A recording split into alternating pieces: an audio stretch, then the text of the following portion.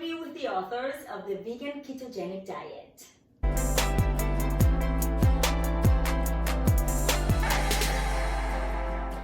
Hi, this is Jovanka from JovankaCiares.com, and today I have two amazing guests and the authors of this incredible book, the Vegan Ketogenic Diet Cookbook.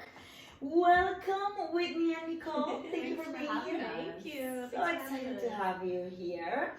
So I wanted to talk to you guys because you are experts on what it is to be vegan, but also follow a ketogenic diet. And first and foremost, let's start by talking about you. Tell us a little bit about who you are and what you do. Well, I'm Whitney Lauritsen, and I've been vegan since 2003, since my 17th year, which is, it's always interesting the longer you've been doing something and time flies. And I started doing work in the vegan world in 2008. I started a blog called Eco Vegan Gal, turned into social media accounts and a YouTube channel and all of that, and I've done a lot with Eco Vegan Gal. Now I'm moving from that brand just to my name, Whitney Lauritsen. So I have a new domain, whitneylauritsen.com, and new social media I'm working on. And I have a wellness brand called Wellevator and a podcast that goes along with it called This Might Get Uncomfortable, because I'm very passionate about wellness, mental health, personal development, and just supporting people with their overall well-being. Right. And I really feel like the vegan ketogenic diet ties into all of that, because really paying attention to how we feel physically and mentally is very important to me. Yeah. And through my personal experiences, I've found that vegan and keto combined have helped me boost my brain power, increase my energy, helped with my gut, so many things that we're going to talk about. So we're going to talk about why and how those two get together. I want to hear from Nicole. Yeah. Hi, Nicole. Hi guys, I'm Chef Nicole Dursway, and I wrote the recipes for this book. And I've been vegan for 8 years now, and my journey was very much a health journey at first. Everybody in my family was getting sick with hypertension, high blood pressure, high cholesterol, diabetes, cancer, really scary stuff, which caused me to start doing my research and figure out that if I switched to a plant-based diet, I could significantly reduce my risks for all of these things. And then I had a really compelling moment when one of my best friend's baby actually got sick with cancer. And I wanted to donate blood because I was a blood match for her. And I went the first time and my iron was low. And I kind of from there switched to eating a high iron, high fat diet, which was low in carbohydrates as I learned more about my blood type. So almost keto, really, before this word keto was even out, and had great results, and went back and was able to donate blood and everything like that, and just found that when I was having a lower carbohydrate intake, higher fat intake, and more like iron-rich foods, dark greens, I was feeling amazing. I had energy, and so then when Whitney approached me to co-author this book, it was a no-brainer. So you guys kind of answered that question already, but for the purpose of the video, what is the vegan ketogenic diet? What does that mean? So virtually it's a plant-based, low-carbohydrate diet, moderate protein, high fat. Okay. And it's interesting because the two words are very popular, the two dietary trends, if you want to call them. I wouldn't really call vegan a trend. No. Maybe keto is a trend, although it's been around for a long time. It's been practiced by medical professionals. It's very similar to the Atkins diet, not the same. Some people think it's the same thing, but there are differences between Atkins and keto. Keto stands for ketogenic, that's the title of our book.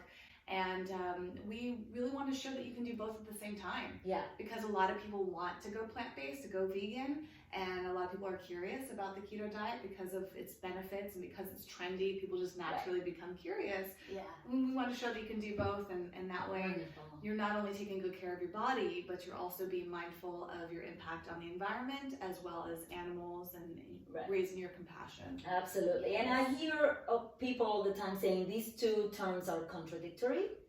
You can be keto, like if you're vegan and you don't eat any carbohydrates, then what are you going to eat? And you know, keto has been almost like, it's almost like paramount or equal in the minds of a lot of people to heavy animal flesh, like heavy animal protein.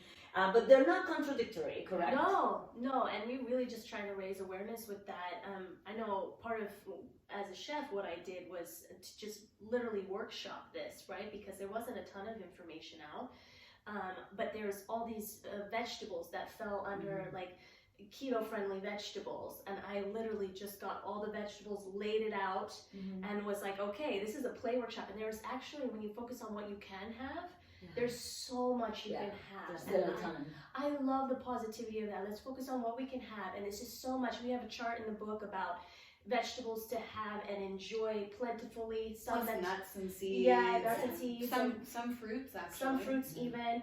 And then there's things that like you can have in moderation. And so we use those, you know, gently to add flavor and color to the dishes, but still be satiated. So for me, it was so fun. It was a fun journey, and I like bursting that thought bubble. People think that it's only a meat situation. Right. But, you know, even if they are practicing a non-plant-based keto diet, like I would love to encourage them to start to use more vegetables and come on over. Absolutely, you know? because as we mentioned earlier, the ketogenic diet is not necessarily high protein diet, it's mostly high fat diet, and with low heavy carbohydrates or starchy carbohydrates. Yes, 100%.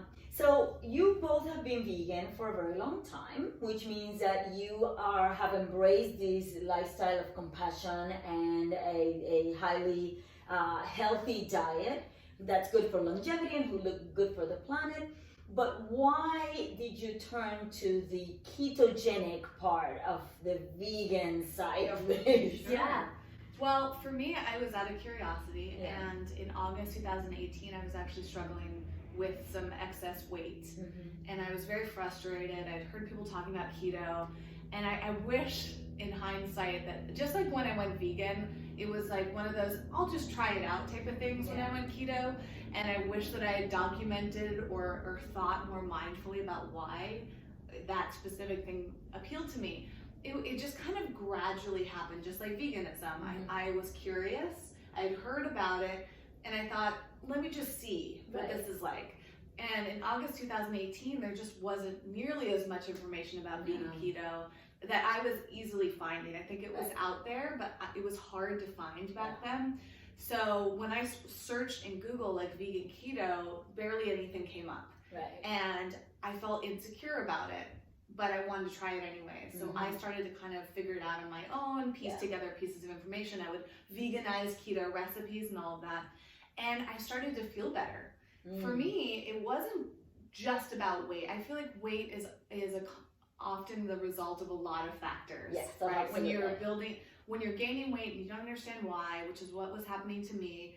You know, here I was vegan, I was working out, I was doing all of the things that I thought would help my body, but something was occurring that was causing like inflammation or puffy, you know, whatever else it was, digestive issues.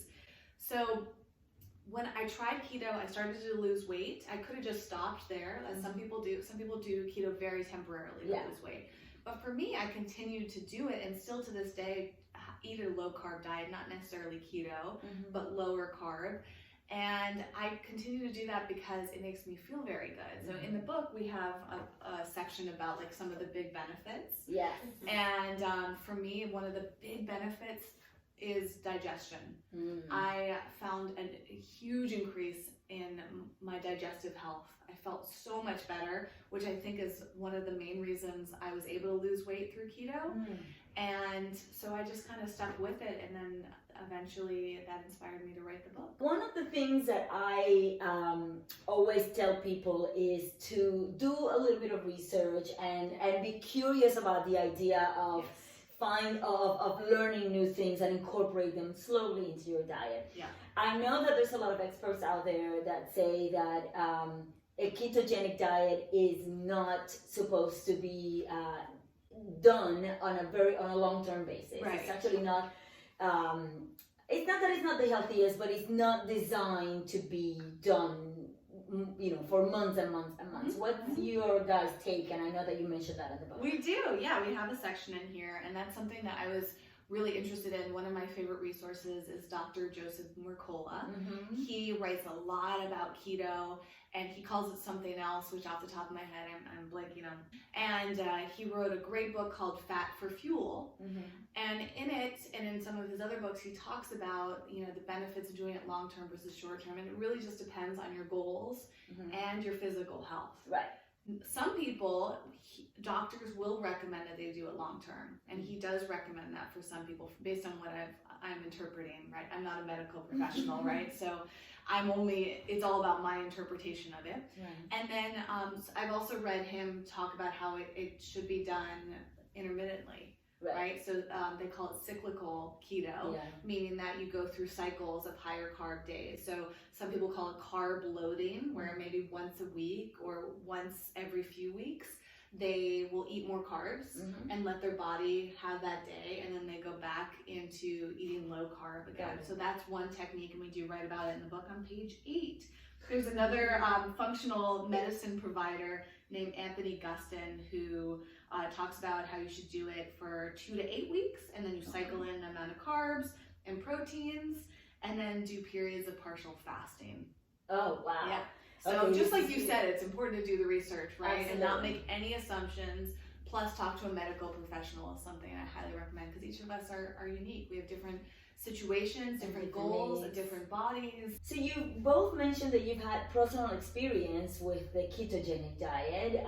Would you like to share a particular anecdote about, you know, perhaps the journey towards a ketogenic diet, or in the middle of that journey, what happened, something interesting? Well, we had a fun journey at the top, because although I was doing low carb, low grain at the time, I wasn't fully keto. And then when Whitney brought me on, I said, you know what, I'm going to observe keto when I'm in the writing process, so I can really get into the body and how it feels. Right. And so I had Whitney run me down to La Brea Bakery, and I got one last loaf of bread, and it was like the most epic loaf of bread. It had all these like dried fruits and berries in it, and it was like a $20 loaf of bread or something. Really like expensive. It was very expensive.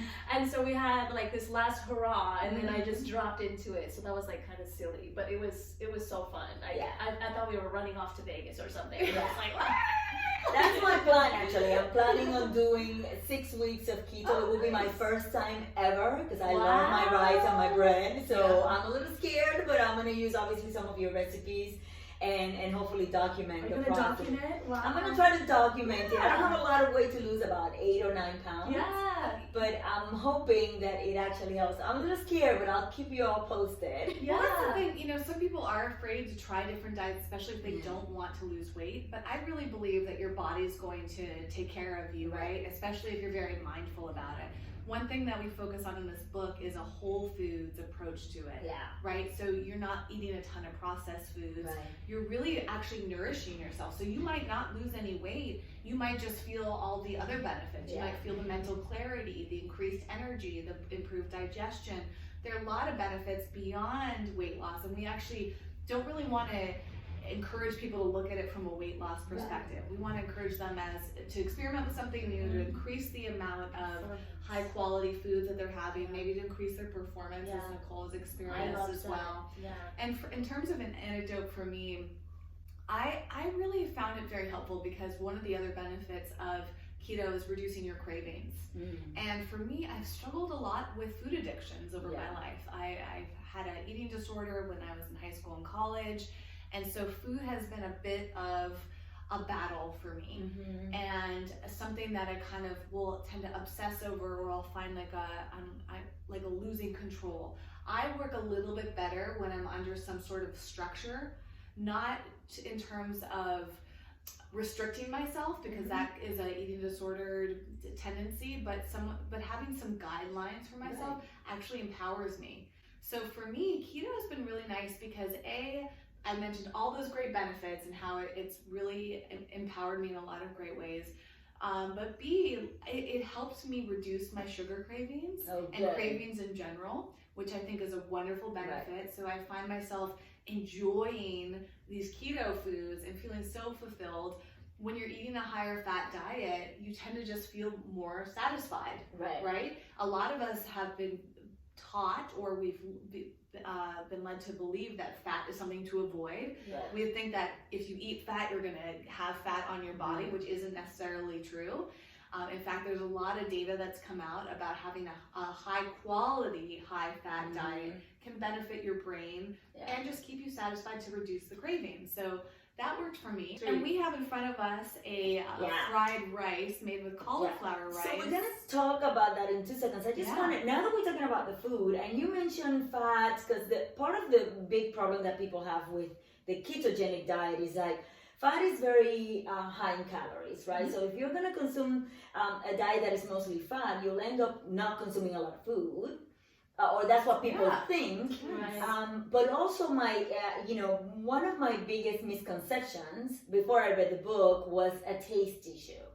Because I don't like textures that are a little too oily. I didn't grow up with meals that were very oily.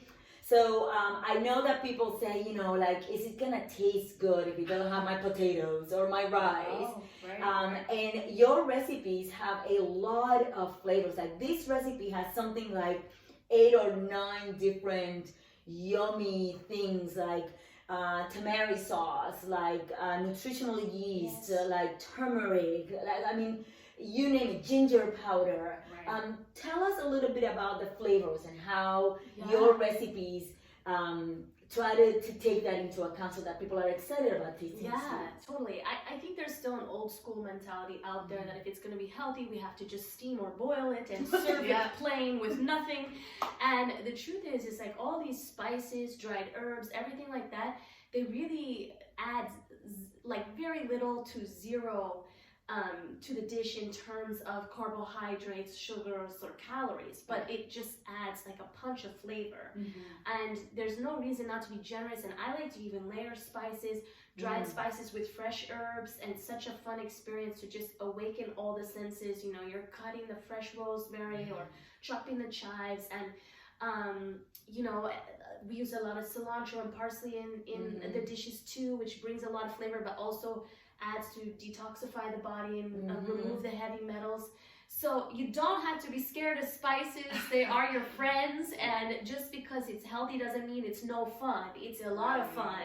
And this is a way of celebrating your body and celebrating your self-love by doing something special for yourself, taking the time to get the spices and honor yourself in that way. And also, I want to just say, based on what you were bringing up about the oils, right, is that you can actually make vegan keto oil free. We have several oil free recipes in here because fat doesn't have to come from oil. Fat can come from avocados, right? That's a huge part of the keto diet, and as well as nuts. So you can still increase your fat content.